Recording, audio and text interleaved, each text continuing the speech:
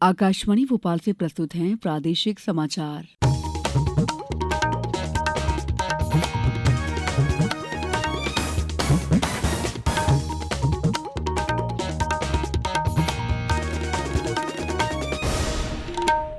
नमस्कार, समाचारों के साथ मैं दीपा सिंह। सबसे पहले मुख्य समाचार। प्रदेश में चौथे चरण में करीब 72% हुआ मतदान। सभी लोकसभा की 29 सीटों पर मतदान हुआ संपन्न। इंदौर में 60.53% रहा मतदान। पिछले साल से कम रहा मतदान। प्रधानमंत्री नरेंद्र मोदी आज वाराणसी लोकसभा सीट से भरेंगे नामांकन। और प्रदेश में कई स्थानों पर आंधी बारिश का दौर जारी। आज भी रह सकता है ऐसा ही मौसम। अब समाचार विस्तार से। प्रदेश में कल चौथे चरण में 8 लोकसभा सीटों पर 71.72% मतदान हुआ है। इसके साथ ही प्रदेश की सभी 29 सीटों पर मतदान शांतिपूर्ण तरीके से संपन्न हो गया। सर्वाधिक मतदान खरगौन में 75.79% रहा। वहीं सबसे कम इंदौर में 60.53% रहा। इसके अलावा देवास में 74.86%, उज्जैन में 73.03%, मंदसौर में 74.53%, रतलाम में 72.86%, धार में 71.50% और खंडवा में 70.72% मतदान दर्ज किया गया है। प्रदेश में 4 चरणों में कुल 66.77% मतदान रहा। पिछले लोकसभा चुनाव में आंकड़ा 71.12% रहा था। इस तरह इस बार करीब 4.35% वोटिंग कम हुई है। चुनाव आयोग के अनुसार चौथे चरण के मतदान के अंतिम आंकड़े अभी आना शेष हैं, जिससे इस चरण में वोटिंग प्रतिशत बढ़ सकता है। इस बीच मुख्य निर्वाचन पदाधिकारी अनुपम राजन ने प्रदेश की सभी 29 संसदीय क्षेत्रों में मतदान प्रक्रिया शांतिपूर्ण संपन्न होने पर प्रदेश के सभी मतदाताओं, राजनीतिक दलों, अधिकारियों, कर्मचारियों, सुरक्षा दलों और मीडिया प्रतिनिधियों का आभार जताया है।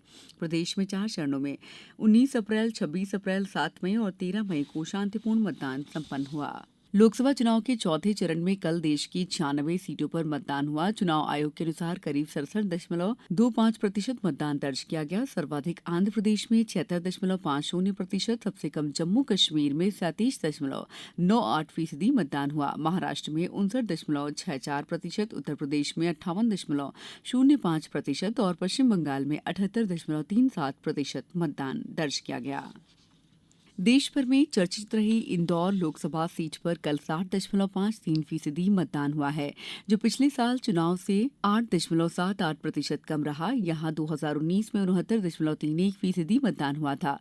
जिले में 2677 मतदान केंद्र बनाए गए थे, जहां पर शांतिपूर्ण मतदान संपन्न हुआ। इस सीट पर कांग्रेस प्रत्याशी द्वारा नाम वापसी के बाद भी इस चरण में सर्वाधिक 14 उम्मीदवार चुनाव मैदान में हैं। यहां युवा मतदाताओं में विशेष उत्साह देखा गया। पहली बार मतदाता सूची में नाम शामिल होने के बाद युवाओं ने भी मतदान में बढ़ चढ़कर हिस्सा लिया।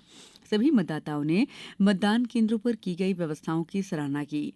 सभी विधानसभा क्षेत्रों में ऐसे मतदाता जिन्हें मतदान केंद्र तक आने जाने में दिक्कत थी, उनकी सुविधा के लिए उन्हें ई रिक्शा सहित अन्य वाहनों की सुविधा दी गई। महेश दृष्टिहीन कल्याण संघ में रहने वाली 17 दृष्टि दिव्यांग बालिकाओं ने भी मतदान में हिस्सा लेकर एक अनुकरणीय उदाहरण प्रस्तुत किया। मतदान केंद्रों पर मतदान पूर्ण करने के बाद देर शाम नेहरू स्टेडियम में मतदान दलों की सकुशल वापसी शुरू हुई। मतदान दलों के लौटने पर पुष्पहारों से उनका स्वागत किया गया। समाचारों में वक्त है ब्रेक का। ये समाचार आप आकाशवाणी भोपाल से सुन रहे हैं। हमारे समाचारों को अब आप कभी भी और कहीं भी अपनी सुविधा के अनुसार सुन सकते हैं। ये समाचार बुलेटिन YouTube, ट्विटर और फेसबुक पर AIR न्यूज भोपाल पेज पर भी सुने जा सकते हैं। इसके अलावा आप हमारी वेबसाइट newsonair.nic.in पर अथवा AIR न्यूज ऐप पर भी समाचार सुन सकते हैं। ब्रेक के बाद समाचारों में आपका एक बार फिर स्वागत है। प्रदेश में कल रतलाम, इंदौर और धार में तेज आंधी तूफान के साथ बारिश हुई, जबकि धार में ओले भी गिरे। मौसम विभाग ने अगले 24 घंटों में पश्चिमी और दक्षिणी हिस्सों में गरज चमक के साथ बौछारें पड़ने और 1-2 स्थानों पर ओलावृष्टि की संभावना जताई है। प्रदेश के उत्तरी हिस्सों में तापमान बढ़ने का क्रम जारी है।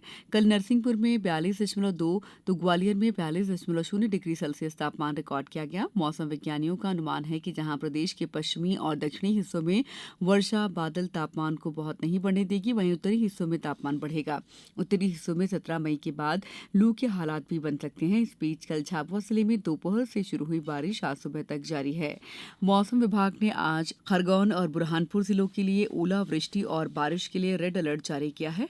हरदा, अलीराजपुर, बालाघाट, बैतूल, सिवनी सहित 18 जिलों में तेज हवा और बारिश का ऑरेंज अलर्ट है।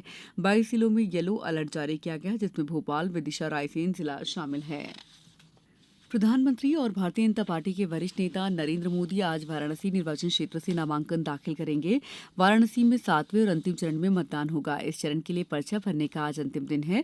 इससे पहले कल प्रधानमंत्री नरेंद्र मोदी ने अपने संसदीय क्षेत्र वाराणसी में एक विशाल रोड शो किया। प्रधानमंत्री मोदी की एक झलक देखने के सड़क के दोनों ओर हजारों की संख्या में लोग इकट्ठा हुए।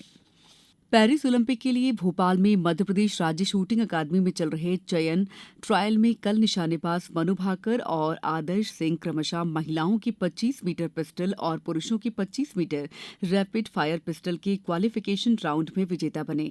पुरुष और महिला दोनों वर्गों के सभी 5 निशानेबाज आज फाइनल में भिड़ेंगे। वहीं अनीश भानवाला ने पहले प्रिसीजन चरण में, दूसरे रैपिड फायर चरण में 4 अंकों की अच्छी बढ़त ले ली, लेकिन काउंट बैक में आदर्श ने उन्हें पीछे छोड़ दिया। इन दोनों ने इनर 10 में समान संख्या में 583 का स्कोर पोस्ट किया। महिला वर्ग में ओलंपियन मनु भाकर ने इनर 10 में ईशा सिंह को हरा दिया। ट्रायल के बाद चयन समिति की बैठक के बाद पेरिस ओलंपिक के लिए अंतिम टीम की घोषणा की जाएगी। आईपीएल क्रिकेट में गुजरात टाइटंस की टीम प्लेऑफ की दौड़ से बाहर हो गई, क्योंकि कल अहमदाबाद में नरेंद्र मोदी स्टेडियम में कोलकाता नाइट राइडर्स के खिलाफ उनका मैच बारिश के कारण बिना गेंद फेंके रद्द किया गया। दोनों टीमों को एक एक अंक मिला, जिसके बाद कोलकाता नाइट राइडर्स के लिए शीर्ष 2 जगह में पक्की हो गई है। चेन्नई सुपर किंग्स और रॉयल चैलेंजर्स बेंगलुरु सहित 6 टीमें प्लेऑफ में जगह बनाने की होड़ में हैं। अब कुछ समाचार संक्षेप में। सिंगरौली में पेयजल की उपलब्धता कराए जाने हेतु कलेक्टर चंद्रशेखर शुक्ला ने कलेक्ट्रेट सभागार में आयोजित समय सीमा की बैठक के दौरान पेयजल आपूर्ति के संबंध में हैंडपंपों की वर्तमान स्थिति के संबंध में चर्चा की। पन्ना में उद्यमिता विकास केंद्र द्वारा युवाओं को स्वावलंबी बनाया जा रहा है। इसके और बेहतरी के लिए पन्ना सहित प्रदेश के सभी 55 जिलों में 37 विभिन्न सेक्टर में युवाओं को निःशुल्क प्रशिक्षण प्रदान किया जाएगा। डिंडौरी कलेक्टर ने बताया कि जिले के 26वें स्थापना दिवस के उपलक्ष्य में जिला प्रशासन द्वारा स्वास्थ्य शिविरों का आयोजन किया जाएगा।